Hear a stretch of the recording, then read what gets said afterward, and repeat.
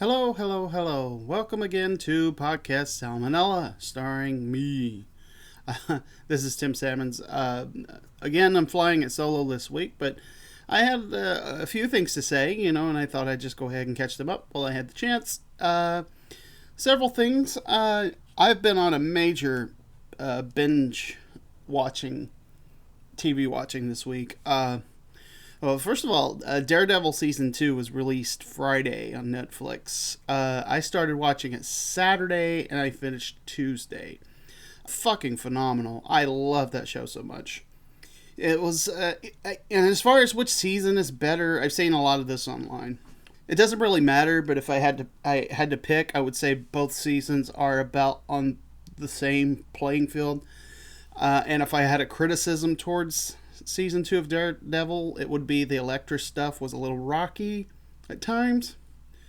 I don't know what to say about that. I mean, that's just the way it felt. I don't mind her being in the show. Obviously, she's going to be an integral part of Daredevil's life. And she always has been to some degree, I guess. And, of course, she's going to be back next season. I'm not going to spoil anything because watch the show. But the Punisher stuff was fucking phenomenal. This is the Punisher. Not even for all intents and purposes, this is the guy. They nailed it. He really kicked ass. And this is also a very brutal and bloody season, much more than the first one. I think on the first one, even though they went for it, I think they did try to rein in some of the bloodier moments. The Punisher has a brawl with a dozen guys in the middle of one of the latter episodes, and he just fucks them up.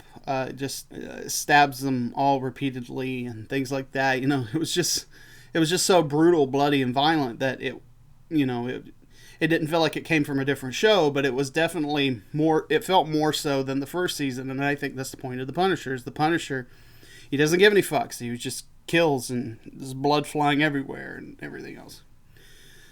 Terrific return. I can't wait for season 3, and I can't wait for the Luke Cage series in September. I can't wait for another season of Jessica Jones and the new show Iron Fist. And eventually, they're all going to team up or something along those lines, and there's going to be a Defenders Netflix show. This is all great stuff. And because Daredevil Season 2 was so good, I really wanted more. And I didn't have more. It was unfortunate. It's only 13 episodes. And this model, they do 13 episodes, and it's not like TV where there's time for commercials and stuff inserted. It's not like that at all. It's just a solid hour each episode of story content. And it feels like a 13-hour movie, more or less. Anyways, the show is so good that I wanted something else to binge watch. So I started with The Flash, which I haven't seen.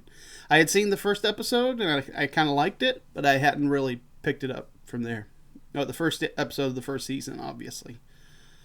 And I really like the show. Obviously, it's a different beast altogether from Daredevil. Daredevil's a gritty crime drama of sorts. A better Batman show than Batman, But Flash is great. Flash is sort of an upbeat show. It tugs at your heartstrings. A lot of the characters are really sweet. Barry and Cisco in particular, they're really sweet, nice characters that you like. And you really get into the characters. The Flash's stepfather and his sister Iris. You want to know more about Harrison Wells? I'm only on episode 16 at this point, I think, in season 1.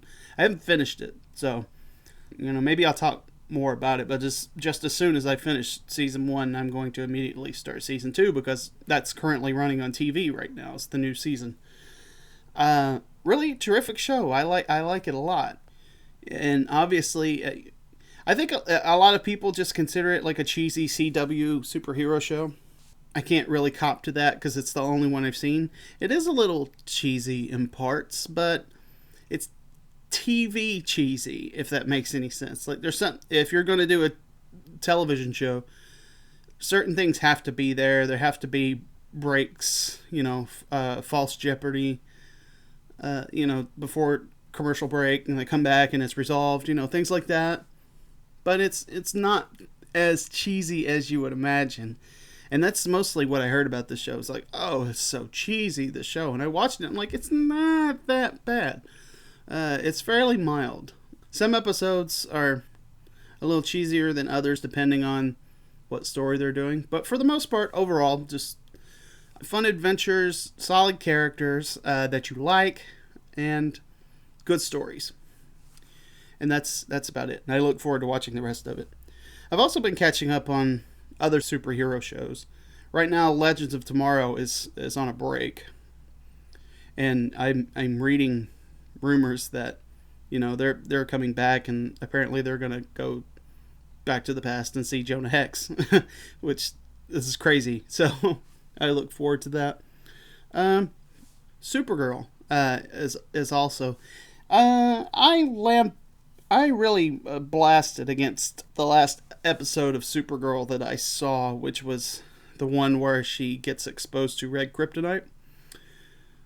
I railed hard against that one. It reminded me a lot of Spider-Man 3.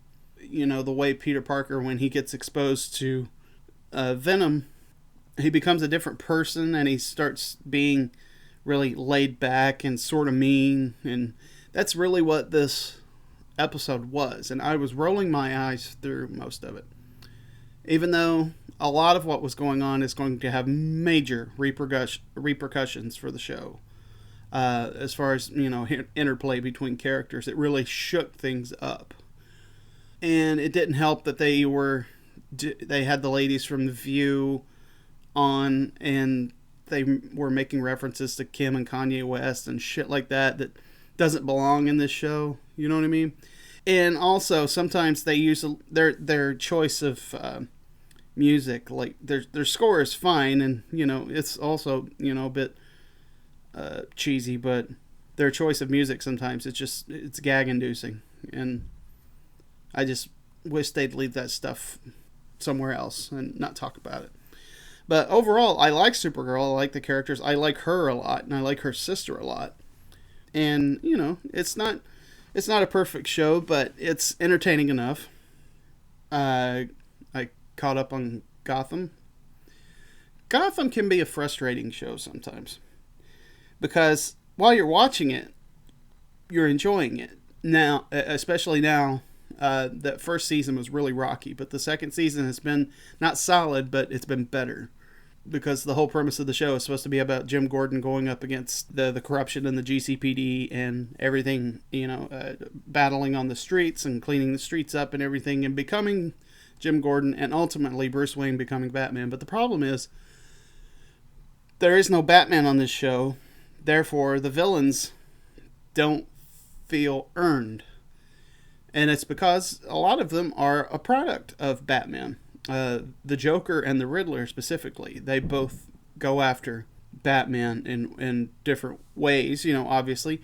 But they're really building up these villains, like early versions of their villains. The Riddler's already acting like the Riddler. He's already doing Riddler things. I'm not going to spoil episodes if you haven't seen them. So it's kind of strange, it feels like something's missing, and obviously the thing that's missing is Batman. It's Gotham. It's got these characters and things like that, but there's no Batman. But at the same time, it's still a pretty good show to watch. So I try to stick with it, and I do feel like that Bruce Wayne is inching his way towards Batman quicker rather than slower, like he was. So that should be interesting. Also, if you're not watching The Venture Brothers, you really should be.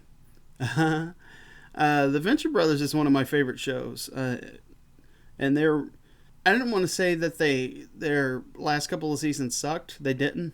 But they seemed a little less focused than this season does. And it feels like a return to form. Like a strong... It's like the best season since season 3, in my opinion. And it's the 6th season, so... there's some really good, funny stuff, strong stuff going on in this show. If you're not watching that show, you really should be. It's a great show. I'd also like to mention something about Netflix and Amazon and Hulu and all of these other streaming channels. I believe CBS and HBO do it now. Where I live, I don't have access to a really good, solid, high speed internet connection. I still have to just pay for data. And I get like 50 gigs a month, and then I get like 50 gigs overnight. And it's all that's available to me. And I'm not going to move to be able to watch Netflix shows or Amazon shows. So what I do is, and anyone that disagrees with me about this, you can disagree if you like. What I do is, I pay for Amazon Prime. I pay for Netflix. I don't pay for Hulu because I haven't watched any shows on Hulu, but if it came to that, I would. And I download these shows through torrents overnight with my 50 gig limit. Obviously, if I tried to watch these shows on Netflix with the 50 gig limit, I would go over it in no time, within a day or two. So I can't do that. But I can download in smaller sizes because it is out there. So I'd like to think that I'm being honest by paying for Netflix, paying for Amazon Prime, even though I'm downloading their shows elsewhere. And I watch them and delete them. And some of these shows are not available on Blu-ray or DVD, like The Flash. The Flash is. Which one am I? Daredevil.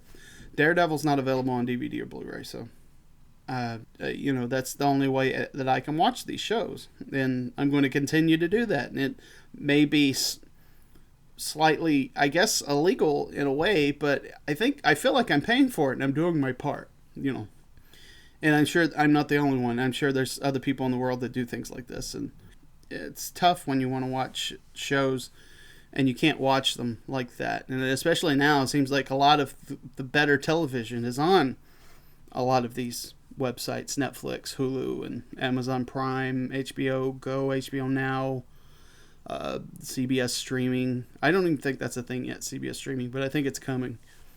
So yeah, I mean, that's just the way that I have to do things, and I'm sure a lot of other people do too. Oh, and it should be worth noting that Garry Shandling passed away. When I was a kid, he had two shows, obviously, the Garry Shandling show, and later on the Larry Sanders show. I didn't see the Garry Shandling show. I wasn't exposed to that, but I did watch the Larry Sanders show, and it was really funny. It introduced me to Rip Torn and what's that other guy's name? The guy from Arrested Development. You know who I'm talking about. You're screaming the name at me right now, and I'm sorry I can't remember. But yeah, he was always a guy that I really liked, and it's sad that he passed so suddenly. And he had suffered from a massive heart attack, and that's really terrible. So, much love to his friends and family and everything. He'll be missed, I'm sure. Chris and I are going tomorrow to check out Batman versus Superman. He also wants to talk about the new Pee Wee Herman movie that just came out. So we'll have plenty of stuff to talk about then. But as far as Batman versus Superman, I gotta say, even for a long time, I've been reluctant to go see this movie long before it hit this week. Like it's out this week and it's getting horrible reviews. But at the same time, there are people that are saying that they like it, or that they really like it, or they love it. So but the majority of people that are seeing it are saying negative things about it. So I don't quite know what to think. I've seen most, if not all, of the Batman movies. I think I missed one in the theaters. So I'll definitely go see it, because I've always been a Batman fan, even went to see some of the worst ones, like Batman and Robin. Regretted it later. I remember being young. I wasn't that young. Let's see. When did that movie come out? 97, 98? I think I was in high school. And, I mean, it was just unanimous. Because I think I don't know if I've talked about this before. When you're young, when you're really young, I'm talking about when you're 10 or younger, you don't know the difference between a good movie and a bad movie. You just know it's a movie. And you may not like the movie, and you probably don't have reasons for it. You just know you don't like it. So the point is that, even when you're young, I've heard a lot of internet critics and stuff talk about, when they were kids they knew it was about. No, you didn't. No, you learned that when you got older. I did. I didn't start developing stuff like that until I was about middle school age, and I started to recognize that certain movies are bad. And Batman and Robin, I knew it was bad. As soon as I watched it, I'm like, this is horrible. I couldn't wait for it to be over. And it finally ended, and I left. And I think I've seen it maybe once or twice since then. Mainly to make fun of it or something like that. But I haven't really seen it a whole lot since. So, I mean, sometimes bad movies are just bad. And that's what people are saying about this Batman versus Superman movie, is that it's just bad. And I don't know if Zack Snyder's movies are not overly horrible, but they do have problems. So I just wonder how problematical this one is going to be. It's already making bucks. It seems like it's gonna make a lot of money, but I don't know if it's gonna be so bad that word of mouth is gonna kill the box office for it. I don't know. Probably not. Especially since it's a Batman movie, it's a Superman movie. I think people are gonna want to go pay to see it regardless of word of mouth. That's sometimes how these things work. Even though it's getting horrible reviews and everybody's saying it's horrible, it still makes money because people want to go make up their own mind, which is the boat that I'm in. And we might do a podcast before and after. I think maybe we'll just wait till after. I don't know. We'll see. But we'll probably talk about it and share our thoughts about it. I have a feeling that Chris will probably be harder on it than I am, because if he doesn't like it, because that's usually the way he is. But I don't know. We'll see. I don't really have much to talk about beyond that. I know I've only been talking for about 20 minutes or so, but I don't really have much going on. That's really all I've been doing lately. It's been binge watching Daredevil and The Flash, Supergirl, Gotham, Venture Brothers. And I didn't really have much to say beyond that. So this is going to be one of the probably shortest podcasts I've ever recorded, just because I don't have much to talk about. But I thought it would be worth sitting down and chatting about a couple of small things. So that's it for me. Until next time, it'll probably be me and Chris next time, most likely. So we'll see you then.